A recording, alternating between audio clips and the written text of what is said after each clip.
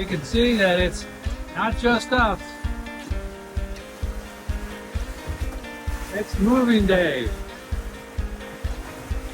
Got about, I think there was 12 boats in the anchorage, all waiting for this day to move. Kind of cool, we're all got out. Well, whenever two boats are going the same directions, no matter what, it's always a race. Okay, I'm gonna let you guys guess. Are we catching them or did they pass us? I'm not gonna say. We got my Motu here. He's heading straight to Fiji. He's gonna bypass, I think, some of the best islands. And then these guys are going over to Tonga. Those guys, that's Relentless there. They're the ones that we helped fit their anchor, and then they helped getting us out of the harbor. We hope to see them again, probably not till New Zealand. There are 3 of them that are good people. That's Motu. That's an older couple that we also will meet up with them in New Zealand. That's where they live. Kind of nice for making friends from all over the world. And then back there is Rome. That's a family of 4 sailing around the world. We have seen them all over French Polynesia. See these guys here? They decided they were ahead of us by about a half a mile and decided to put their sail up and crossed our path while we were on sail. Anybody that wants to be a sailor out there, that is what you don't do. Motu, I was able to make eye contact. Yeah. I called you on the radio, but as we were making eye contact, we noticed both of you were on the bow, rowing the sail up. Now that's old-fashioned sailing. I couldn't do it. No, I'm too spoiled. I need the power winches at the helm. We are on our day 2 of Aitutaki to Samoa. 700-mile passage. And wouldn't you know it, we lost our Watermaker. I mean, what it is with our Watermaker? We lost it going across the Atlantic, we lost it going across the Pacific, and now we've lost it going across the South Pacific. We're on a 700-mile passage. We've only got 9 knots of wind, and we're doing about 4 knots over ground, and I mean, it's going to take us a week just to get to Samoa, but I don't know if anybody there can fix the pump. In fact, I don't know if anybody in Samoa, Niue, Tonga, or Fiji can fix this pump or figure out what's going on.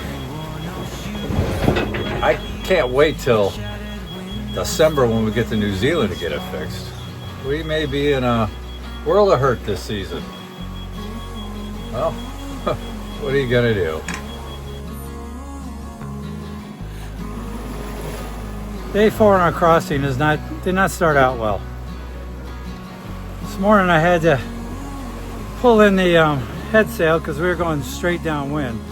As I'm pulling it in, all of a sudden this happened. The winch handle, or the winch, electric winch, broke right here. It actually tore metal.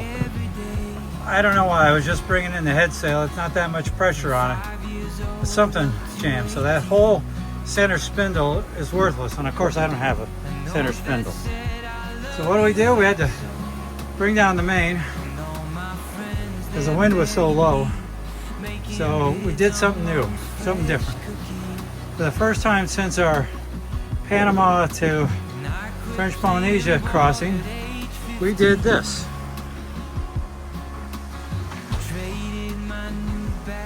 We put up the Parasailor, which is perfect for right now. Wind is behind us. We're doing 9 knots of wind and up to 7 knots boat speed. Haven't used this thing for over a year. What a beautiful sight. Well, bad luck strikes again. So much for that the great Parasailor. It's no longer there. Here's the reason why. This line chafed through, and I can't figure out why. There wasn't even that much load where it ended up chafing through. So, can you hear that? We're on the engines. Sucks. It's just sad. Okay, I pulled some MacGyver crap, and she's back up. We're trying to get into American Samoa to get everything that's broke on this trip fixed. But I'm having trouble getting the winch part. I gotta get new lines for my Parasailor. Gotta get a pump fixed. I can't MacGyver all that crap. Just gonna keep trying. Alright, as you can tell by now, we've had nothing but problems on this sail. It's an 800-mile sail. It was actually gonna be a 900-mile sail. Our original plan was to go to Western Samoa or just Samoa. But we've changed and going to American Samoa, mainly because they do have a shipyard there. So hopefully we get the pump looked at and get that going on our Watermaker. But we've also got to fix the center stem on our winch. I've been looking at parts. Hopefully we can get something sent from the US to America Samoa, because then there's no customs. And then the other important thing is the sail. Since we don't really have a way to easily raise our mainsail, we're relying solely on our downwind sail, our Parasailor, which when works is a great sail. And again, there it is, she's up. For the second time she's up.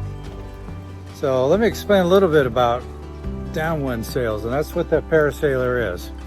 It is probably considered the best downwind sail. And the reason being is it can fly anywhere from 120 degrees to 180 degrees. It's really the only sail that can do 180 degrees.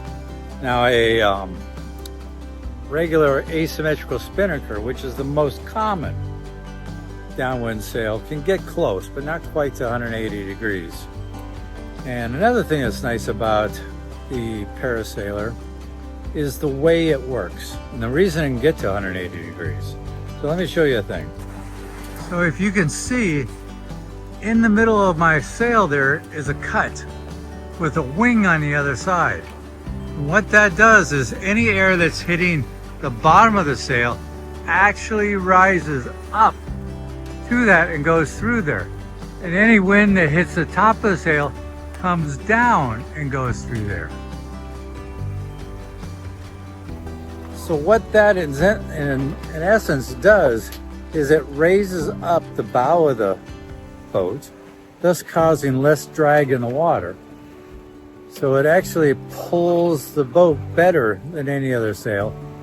And with all the air being able to spill out through the center there, it also keeps the sail from folding in on itself. That's why it can go to 180 degrees. Other sails cannot go to 180 degrees because they will fold in on themselves. So you actually have to jibe from one side or the other. This one you're supposed to jibe, but you can get, I mean, it will work on both sides of that 180 to about 20 degrees each before you really should jibe. So it's a very handy sail. But here's a big question. Why don't more people have it? Well, the main thing is it costs a freaking lot of money. A asymmetrical spinner, which, like I said, is the most common downwind sail, usually runs about, let's say, $3,000. Our Parasailor, because of all the engineering, the bigger sail that it is, ran us about $9,000 plus shipping from Sri Lanka. So it's a $10,000 sail. But it works great when it works. So in a second here, I'm going to show you how the rigging is set up. So normally we rig our Parasailor with 4 lines, 2 guy lines and 2 sheets. Now the guidelines are always on the windward side of the sail, and that basically holds the sail down. The line run outside of everything on the outside of the deck, whereas the guideline runs on the inside along the deck. And then over on the other side, we have the sheet. Now the sheet runs from the back of the boat on the outside back to the sail, and that's what trims the sail. So you can see right now, the sail needs to be trimmed. It's kind of pulling a little hard on that. So I'm gonna let that sail out. By letting that sheet out, it's gonna center the sail a little bit better because we're running at about 160 degrees. So I'm gonna let that out. We'll probably gain a little bit of speed. But so now we're running just the 2-line system because I chafed through one of my lines, and then another line that we have is just about 3 meters too short. It'll work, but more stress than I need, and plus you don't want to run 3 lines, so I'm just running the 2, and hopefully for the next 125 miles that'll get us to American Samoa.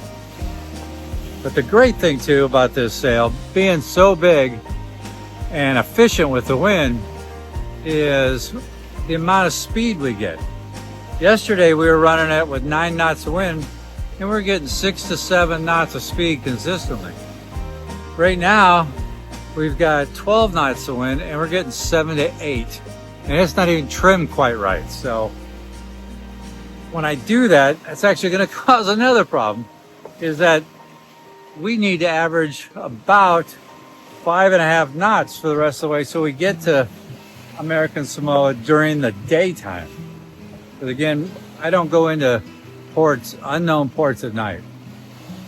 So I may have to rethink everything on how I trim this, or maybe take it down tonight and just either use the engines or just our Genoa to really slow us down to get there during the day. I'll let you know what my decision is a little later on. Always an adventure. Get out of here!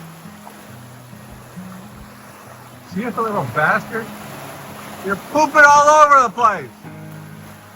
Ah! I can't even scare him anymore. Come on!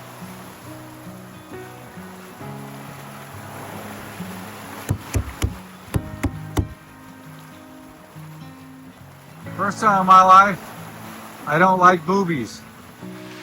Well, woohoo! We have land ho. That's American Samoa out there. So we're finally getting close to the end of this pretty long journey. It's been 7 days, but the hits keep on coming. Last night the winds got up to 20 knots. We had to take down the Parasailor, and having to do it in the dark and that type of wind, the sheet got away from us. And where does a sheet go when it goes in the water? It goes around the prop or the rudder. So it's in the water. I don't know what I'm gonna do. I mean, look at these, look at this waves out here.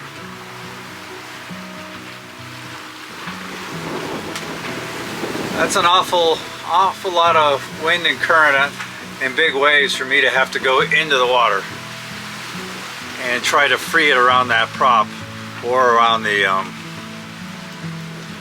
rudder again. So I'm a little apprehensive about doing that in these type of conditions. The smart thing normally would be to go into the harbor where it's going to be protected, and try to do that on the one engine that hopefully isn't affected by that line. Get into the harbor where it's going to be much calmer and drop in the water and then free it up. It shouldn't, I mean, we didn't run that engine, so it shouldn't be bad. It should be easy to take off. I'm sure it's probably around the rudder and it's just wrapped and just won't come loose without doing it. But here's the problem. the Starkist canning factory is in the harbor. And this is considered one of the most dangerous places in the world to go in the water in that harbor, the Pago, because with all the tuna, you know, blood and stuff that's dumped into the harbor by Starkist, the bull sharks are very aggressive. There have been several deaths from bull sharks. They don't even recommend it if your anchor gets you know, wrapped around something when you anchor. Don't dive your anchor. Get a professional to come down there and they'll go down with a couple people, one to free it and a couple to keep watch of the bull sharks. So I don't want to go into the harbor, even if I'll just be snorkeling 4 feet deep. I don't want to do that. I mean, I'm not afraid of sharks, but aggressive bull sharks, they'll keep your attention.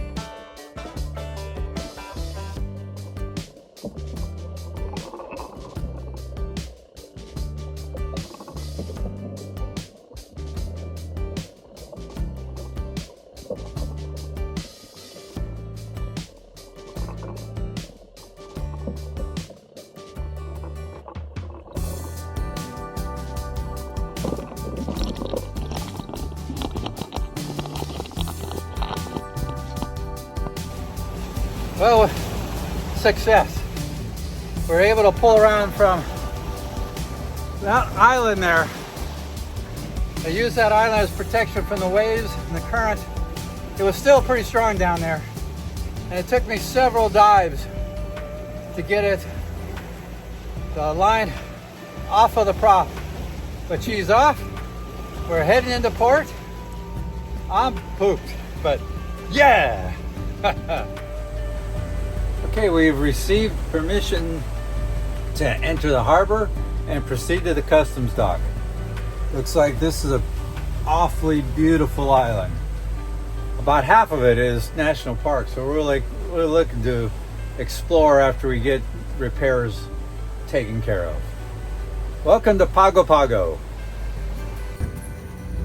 Well, look at all the fishing boats. What could that possibly mean? Chicken of the sea. The Starkist tuna processing plant. I got a feeling it's gonna stink holy hell. How would you like to see a house up there? Yeah, I don't think so. I'd hate to have to smell that all the time. We hope you enjoyed our sail to Samoa. Oops, I mean America Samoa. Join us next week as we explore Pago. What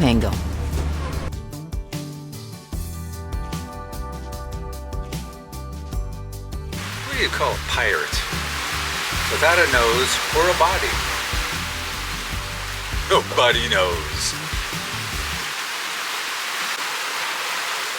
I'm not saying I'm attractive, but every time I go to the bathroom, I turn the shower on.